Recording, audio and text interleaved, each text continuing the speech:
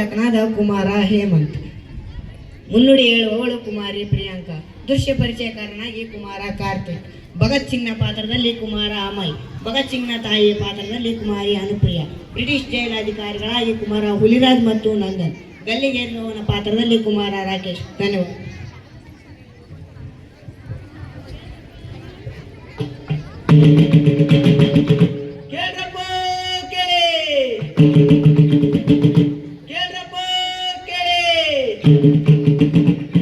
ಈ ಸುದ್ದಿ ಹೊಸ ಸುದ್ದಿ ಕೇಳ್ರಪ್ಪ ಕೇಳಿ. ಪುರಾಣವನ್ನು ಕೇಳುವುದನ್ನು ಬಿಟ್ಟು ಯಾವತ್ತಾದರೂ ಸ್ವತಂತ್ರಕ್ಕಾಗಿ ಹೋರಾಡಿದ ವೀರ ಮರಣ ಹೊಂದಿದ ಕಥೆಯನ್ನು ಕೇಳಿದ್ದೀರಾ? ಹಾಗಾದರೆ ಕೇಳಿ. ಕೇಳ್ರಪ್ಪ ಕೇಳಿ, ಕೇಳ್ರಪ್ಪ ಕೇಳಿ, ಕೇಳ್ರಪ್ಪ ಕೇಳಿ. ಅಮ್ಮಕ್ಕೆ ಎಲ್ಲರಿಗೂ ಬೆಳಗಿನ ಶುಭೋದಯಗಳು. ನನ್ನ ಹೆಸರು ಕೆ ಪ್ರಿಯಾಂಕಾ. ನಾನು 7ನೇ ತರಗತಿಯಲ್ಲಿ ಓದುತ್ತಿದ್ದೇನೆ. ನಾನು ಈಗ ಈ ನಾಟಕದ ಮುನ್ನುಡಿಯನ್ನು ಹೇಳುತ್ತೇನೆ.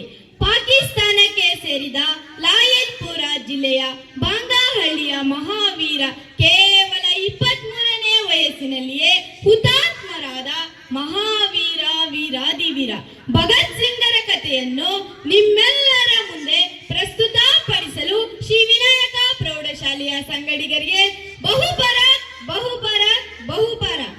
ಮಾರ್ಚ್ 23, 1931. ಆಗ ಆತನಿಗಿನ್ನು ಕೇವಲ 23 ವರ್ಷ. ವಿಚಿತ್ರವೆಂದರೆ ಮಾರ್ಚ್ 24ರಂದು ಆತನನ್ನು ಗಲ್ಲಿಗೇರಿಸಲಾಯಿತು. ಆದರೆ ಜನವಿರೋಧಿ ಬ್ರಿಟಿಷ್ ಸರ್ಕಾರ ಜನರ ಪ್ರತಿಭಟನೆಯನ್ನು ಗುರುತಿಸಿ ಒಂದು ದಿನ ಮೊದಲೇ ಆತನನ್ನು ಗಲ್ಲಿಗೇರಿಸಲಾಯಿತು. ಅವರೇ ನಿಮ್ಮ ನೆಚ್ಚಿನ ನಾಯಕ ಭಗತ್ ಸಿಂಗ್. ಧನ್ಯವಾದಗಳು.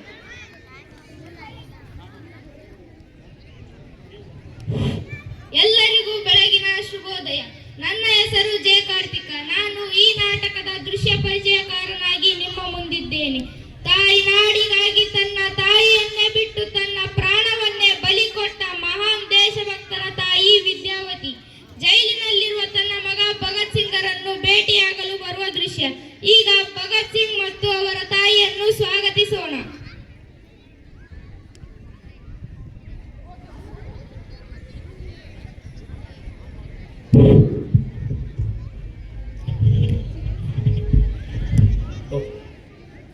ಅಮ್ಮ, ಅಳಬೇಡ. ನೀನು ಅಳುವುದನ್ನು ನೋಡಿ ಜಗತ್ತು ನನ್ನ ತಾಯಿ ಅಳುತ್ತಿದ್ದಾಳೆ ಎಂದು ಆಡಿಕೊಳ್ಳುತ್ತೆ. ಅಮ್ಮ, ನೀನು ಅಳಬೇಡ. ಹೌದಲ್ವಾ? ಎಲ್ಲರೂ ಆಡ್ಕೊಳ್ತಾರೆ. ಆದ್ರೆ ಇವತ್ತು ನನ್ನ ಮಗ ಕತ್ತಲೆ ಕೋಣೆಯಲ್ಲಿ ಯಾಕೆ ಇದ್ದಾನೆ ಎಂದು ಯಾರು ಕೇಳುತ್ತಿಲ್ಲವಲ್ಲ ಮಗನೇ. ಅಮ್ಮ, ಇವತ್ತು ನಾನು ಕತ್ತಲ ಕೋಣೆಯಲ್ಲಿ ಇರಬಹುದು, ಆದ್ರೆ ಮುಂದೊಂದಿನ ಬೆಳಕಿಗೆ ಬಂದೇ ಬರ್ತೀನಿ. ಅಮ್ಮ, ನೀನು ಅಳಬೇಡ. ಮತ್ತೇನ್ ಮಾಡ್ಲಿಕ್ಕಂದ? ಸ್ವತಂತ್ರವಾಗಿ ಪಕ್ಷಿ ತರ ಹಾರಾಡಬೇಕಾದ ನನ್ನ ಮಗ ನನ್ನ ಕಣ್ಮುಂದೆನೆ ಜೈಲಲ್ಲಿರೋದನ್ನು ನೋಡಿ ಅಳದೆ ಮತ್ತೇನ್ ಮಾಡ್ಲು? ಅಮ್ಮ, ಕೆಲವು ದಿನಗಳು ಕಳೆಯಲಿ. ಇದರಿಂದ ಹೊರಬಂದು ಸ್ವತಂತ್ರವಾಗಿ ನಿನ್ನ ಜೊತೆ ಓಡಾಡುತ್ತೇನೆ. ಆದ್ರೆ ನೀನು ಅಳುವುದನ್ನು ನನ್ನ ಕೈಯಲ್ಲಿ ನೋಡಕ್ಕಾಗಲ್ಲ. ಅಮ್ಮ, ನೀನು ಅಳಬೇಡ. ಮಗನೇ, ನೀನಿಲ್ಲಿಂದ ಹೊರ ಬರಕ್ಕಾಗಲ್ಲ ಅಂತ ನನಗೆ ಚೆನ್ನಾಗಿ ಗೊತ್ತಪ್ಪ. ನಿನಗೆ ಗಲ್ಲು ಶಿಕ್ಷೆ ವಿಧಿಸಿರುವುದು ನನಗೆ ಗೊತ್ತು. ಇದು ನಮ್ಮಿಬ್ಬರ ಕೊನೆ ಭೇಟಿ ಅಂತನೂ ನನಗೆ ಗೊತ್ತು. ನನ್ನಿಂದ ನನ್ನ ಮಗನನ್ನು ಕಳೆದುಕೊಳ್ಳಲು ಇಷ್ಟ ಇಲ್ಲ ಕಂದ. ತಾಯಿನ ಕಾಪಾಡೋದು ಮಗನ ಕರ್ತವ್ಯ. ಅಮ್ಮ, ಹೆತ್ತ ತಾಯಿ ಜನ್ಮ ನೀಡ್ತಾಳೆ, ಆದ್ರೆ ಭಾರತಾಂಬೆ ನಾವು ಬದುಕಿರುವವರೆಗೂ ನಮ್ಮನ್ನು ಹೋರುತ್ತಾಳೆ, ಸಾಕ್ತಾಳೆ, ಬೆಳೆಸ್ತಾಳೆ. ಅವಳ ಋಣ ತೀರಿಸುವುದು ತಪ್ಪೇನಮ್ಮ? ಕೇವಲ ವ್ಯಾಪಾರ ಮಾಡಿಕೊಂಡೋಗಲು ಬಂದವರು ಇವತ್ತು ನಮ್ಮನ್ನು ಅವರ ಕಪಿ ಮುಷ್ಟಿಯಲ್ಲಿಟ್ಟುಕೊಂಡು ಆಡುತ್ತಿರುವುದನ್ನು ನೋಡಿ ಸುಮ್ಮನಿರ್ಬೇಕೇನಮ್ಮ? ಹೇಳಮ್ಮ, ಹೇಳು. ಮಗನೇ, ನಿನ್ನಿ ಆದರ್ಶ ಹೋರಾಟ ಎಲ್ಲ ಸರಿನಪ್ಪ, ಆದ್ರೆ ಇಷ್ಟು ಚಿಕ್ಕ ವಯಸ್ಸಿನಲ್ಲಿ ಇದೆಲ್ಲ ಬೇಡ. ಅಮ್ಮ, ಎಲ್ಲರೂ ತಮ್ಮ ಜೀವನವೇ ಮುಖ್ಯ ಅಂತ ನೋಡಿದ್ರೆ ಅದು ಸ್ವಾರ್ಥ ಅಲ್ವೇನಮ್ಮ? ಹಾಗೆ ಮಾಡಿದ್ರೆ ನಮ್ಮ ಭಾರತಾಂಬೆಯನ್ನು ಕಾಪಾಡೋರು ಯಾರು? ನಮ್ಮ ಭಾರತಕ್ಕೆ ಸ್ವತಂತ್ರ ಸಿಗುವುದು ಯಾವಾಗ? ಹೇಳಮ್ಮ, ಹೇಳು.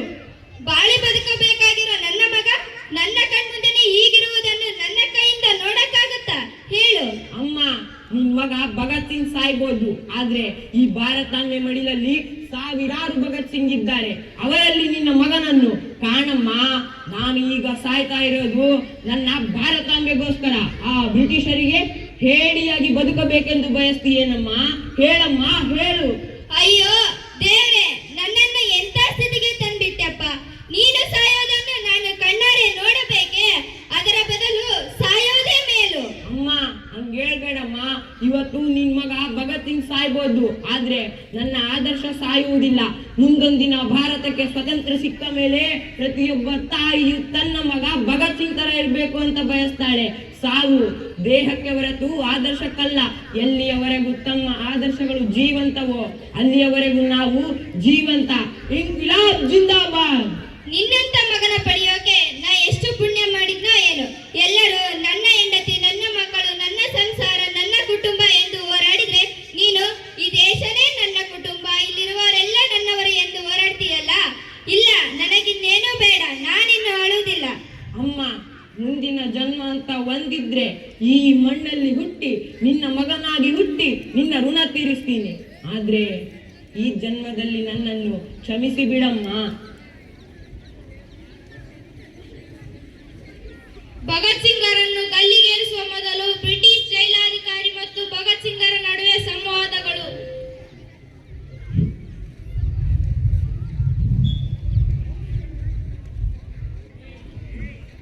ಭಗತ್, ನಿನ್ನನ್ನು ಗಲ್ಲಿಗೇರಿಸುತ್ತಿರುವುದು ನಾಳೆ ಅಲ್ಲ, ಇವತ್ತೇ.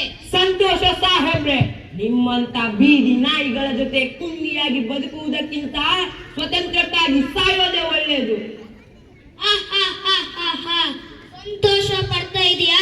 ಯೋಚನೆ ಮಾಡ್ ಮಗ, ನಿನ್ನದು ಬಾಳಿ ಬದುಕಬೇಕಾದ ವಯಸ್ಸು, ಸಾಯುವ ವಯಸ್ಸಲ್ಲ. ನಿನ್ನದು ಕನಸು ಕಾಣುವ ವಯಸ್ಸು, ಹಾಗೂ ಅದನ್ನು ನನಸು ಮಾಡಿಕೊಳ್ಳುವ ವಯಸ್ಸು. ಆದರೆ ನೀನು ಸಾಯಲು ರೆಡಿಯಾಗಿದ್ದೀಯ. ಸಾಹೇಬ್ರೆ, ಚಿಕ್ಕ ವಯಸ್ಸಿನಲ್ಲೇ ಕನಸು ಕಂಡಿದ್ದೀನಿ. ಅದೇನು ಗೊತ್ತಾ? ಭಾರತಾಂಬೆಯನ್ನು ನಿಮ್ಮ ಕಪಿ ಮುಷ್ಟಿಯಿಂದ ಬಿಡಿಸಿಕೊಳ್ಳೋದು. ಆದ್ರೆ ನನ್ನಿಂದ ಆಗ್ತಾ ಇಲ್ವೇ? ಆದ್ರೂ ಬೇಜಾರಿಲ್ಲ. ಒಬ್ಬ ಭಗತ್ ಸಿಂಗ್ ಸತ್ತರೇನಂತೆ? ಭಾರತಾಂಬೆ ಮಡಿಲಲ್ಲಿ ಸಾವಿರಾರು ಲಕ್ಷಾಂತರ ಭಗತ್ ಸಿಂಗ್ ಇದ್ದಾರೆ. ಇವರೆಲ್ಲರೂ ಸ್ವಾತಂತ್ರ್ಯ ತಂದೆ ತರ್ತಾರೆ. ನೀನು ಮಣ್ಣಿಗೋಸ್ಕರ ಪ್ರಾಣ ಬಿಡ್ತೀಯ? ಸಾಹೇಬ್ರೆ, ಇದು ನಿಮಗೆ ಬರೀ ಮಣ್ಣಷ್ಟೇ. ಆದ್ರೆ ಇದು ಜಲಿಯನ್ ವಾಲಿಬಾಗ್ನ ಮಣ್ಣು. ಇದರಲ್ಲಿ ಸಾವಿರಾರು ಸ್ವಾತಂತ್ರ್ಯ ಹೋರಾಟಗಾರರ ರಕ್ತ ಇದೆ, ಅವರ ಖುಷಿ ಇದೆ. ನನ್ನ ಉಸಿರು ನಿಲ್ಲುವವರೆಗೂ ಹೋರಾಡ್ತೀನಿ. ಈ ಸಾಯುವ ವೇಳೆಯಲ್ಲಿ ನಿನಗೆ ಈ ಸ್ವಾತಂತ್ರ್ಯ ಗೀತಂತ್ರ ಬೇಕಾ? ನೋಡ್ ಮಗ, ನಿನ್ಗೊಂದ್ ಮಾತು ಹೇಳ್ತೀನಿ, ಕೇಳು.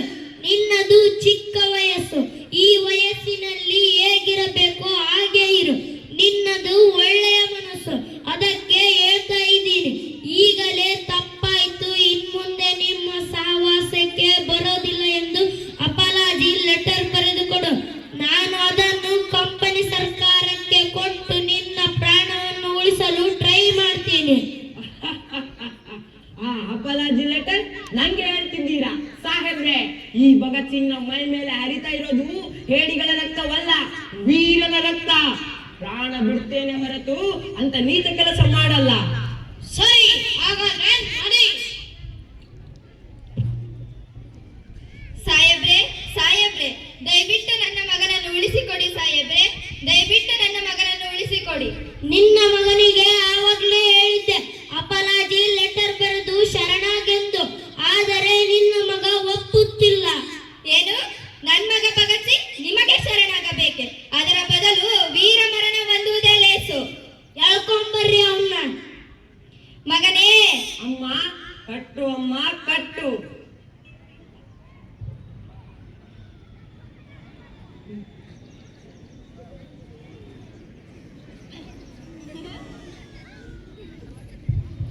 ವೀರಮರಣ ಒಂದು ಮಗನೇ. ನಾನು ಬರ್ತೀನಿ. ಸಾಯುವ ಭಯ ನನಗಿಲ್ಲ, ನಾನು ಸಿದ್ಧ. ಇನ್ಕ್ವಿಲಾಬ್ ಜಿಂದಾಬಾದ್, ಇನ್ಕ್ವಿಲಾಬ್ ಜಿಂದಾಬಾದ್, ಇನ್ಕ್ವಿಲಾಬ್ ಜಿಂದಾಬಾದ್.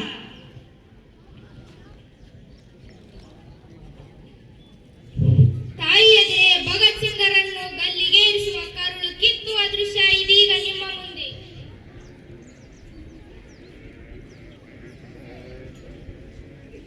ಭಗತ್, ನಿನ್ನ ಕೊನೆಯ ಆಸೆಯೇನಾದರೂ ಇದ್ದರೆ? ಸಾಹೇಬ್ರೆ, ನನ್ನ ಆಸೆಯನ್ನು ಹೇಳಬೇಕಾದ್ರೆ ಈಡೇರಿಸುವ ತಾಕತ್ತಾಗಲಿ ನಿಮಗೂ ಇಲ್ಲ, ನಿಮ್ಮ ಕಂಪನಿಯ ಸರ್ಕಾರಕ್ಕೂ ಇಲ್ಲ. ಇಂಕ್ವಿಲಾಬ್ ಜಿಂದಾಬಾದ್. ಎಲ್ಲ ಸೊಕ್ಕಿನ ಆನೆ, ಎಸ್ ಮೈ ಲಾರ್ಡ್. ಇವನನ್ನು ಗಾಲಿಗೆ